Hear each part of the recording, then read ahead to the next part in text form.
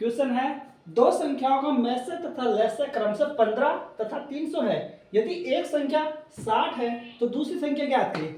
यानी कि दो संख्याओं का मैसे तथा लैसे 15 300 क्रमशः बता रहेगा। माना दो संख्या ए और बी है। चलो मान लेते हैं। माना दो संख्याएं क्या है, एक तो ए है दूसरी बी है। ठीक, इन दोनों संख्याओं का मैसे यानी कि एचसीएफ कितना दे रखा है 15 और इनका लैसा कितना दे रखा है 300 यानी कि एलसीएम 10 नहीं चल रहा। एलसीएम कितना दे रखा है 300। चलो ये भी ठीक है। यदि एक संख्या 60 है यानी कि या तो ए 60 है या बी 60 है, एक को मान ले। चलो अपन मान लेते हैं ए बराबर 60 है।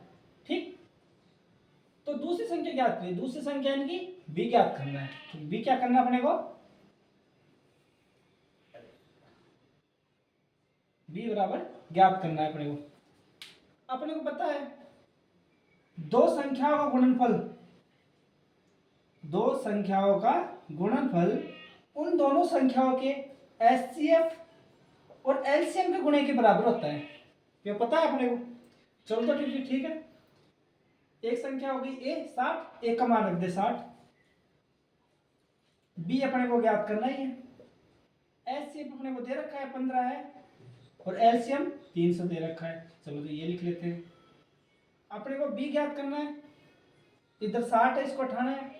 मतलब दोनों पक्षों में 60 से विभाजित करने पर कर दे विभाजित।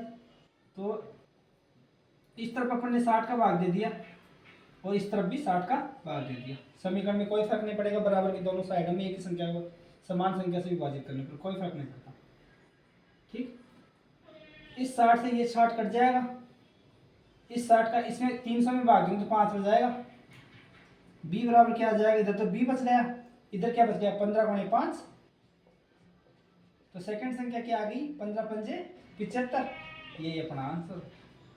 तो एक संख्या 60 है, दूसरी संख्या 75 है, जिनका मैसे तो क्या हो गया 15 और एलसीएम हो गया 300। ये क्वेश्चन